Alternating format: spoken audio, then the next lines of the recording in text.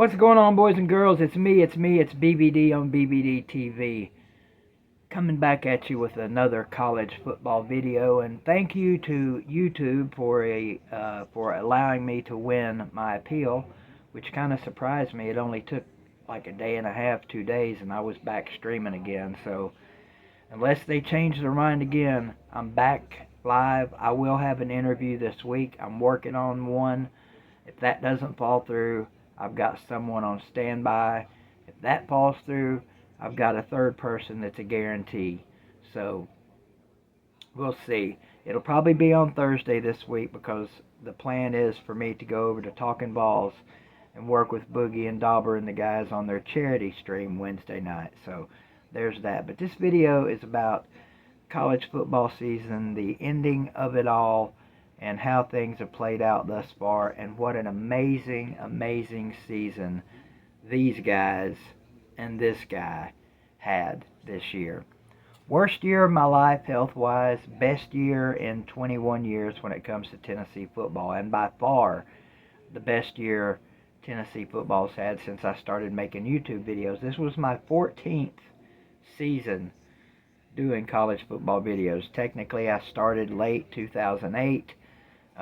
So I'm calling them this my 14th season. Anyway, Tennessee an amazing 11-2 season. You know, if not for that debacle down in Columbia, Tennessee's in the playoffs this year. But it is what it is, as the new old saying goes. Shit happens.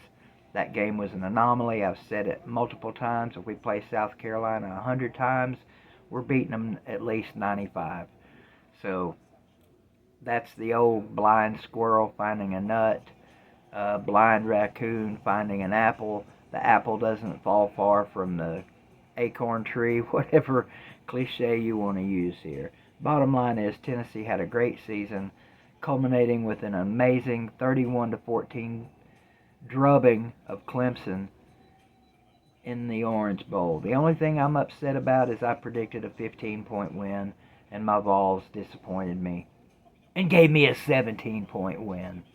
Currently, the Rose Bowl tied up at 14.5 between Penn State and Utah. How about that Tulane Green Wave?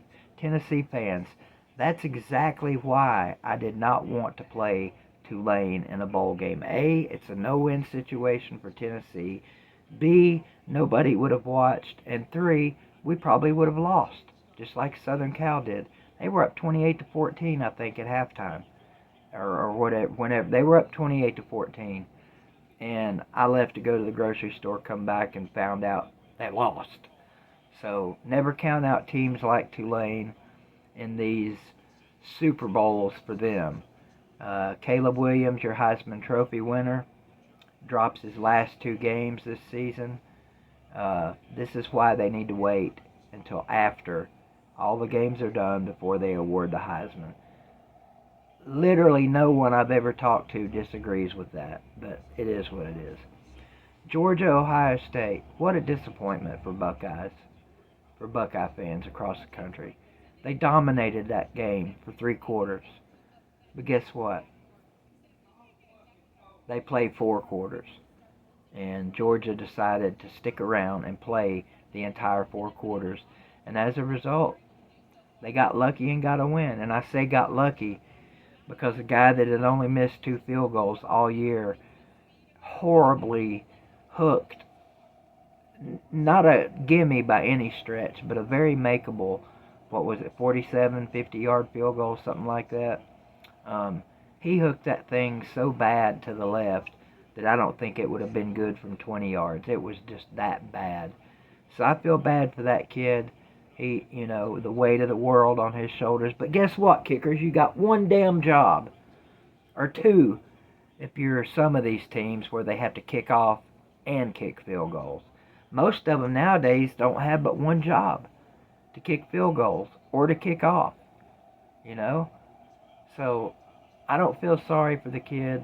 I hate it for him. A part of me feels bad because of, probably the hate mail and hate emails and tweets and shit he probably got. The real Buckeye fans and the real Buckeye brothers of his will understand that that game should have never came down to a last-second field goal. A, because they were kicking the shit out of Georgia most of the night. They should have put that game away. And B, because Georgia had a chance to put it away at the end. They scored too fast. I think Stetson Bennett even said something about that in the postgame. We scored too fast and gave them time. And you can watch one particular Georgia fan's video where he just knew that they were going to get beat. He knew the kick was going to be good. Georgia was going to suffer another heartbreaking end-of-season defeat. Oh, I feel so bad. I don't feel bad for Georgia if they lost that game.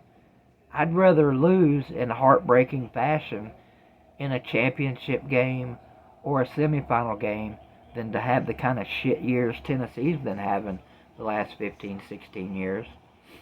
But as it stands now, I'm glad that Tennessee didn't make the playoffs, because then I wouldn't have had to have gone through some shit like that. Instead, I get to enjoy the fact that my team finished on a 2-game high note, beat 3 of the last 4 national champions this season. I mean, think about that. First 11-win year since 2001, beat 3 of the last 4 national champions, and who knows, had the situation been different, neutral field or home game, maybe Tennessee competes better with Georgia than they did. We'll never know, because the game was played in Athens and they beat the shit out of us, so we'll never know. But still, we beat 3 of the last 4 national champions. That's a great year in anybody's book. Congratulations to TCU. Go Horned Frogs. You know who I'm pulling for in this championship game next Monday. Hopefully it's a good one. I honestly don't think it will be. I think Georgia wins by at least 2 touchdowns. But then again, we just never know. You guys have a good one. I love you, mean it. Hug your mom and daddy. Hug your mom and daddy. Make sure you have yourself a great new year. And by all means, hit that thumbs up. Subscribe. Share with your friends. You know the drill. I love you. Mean it. See you later on this week. Go Vols. Screw y'alls.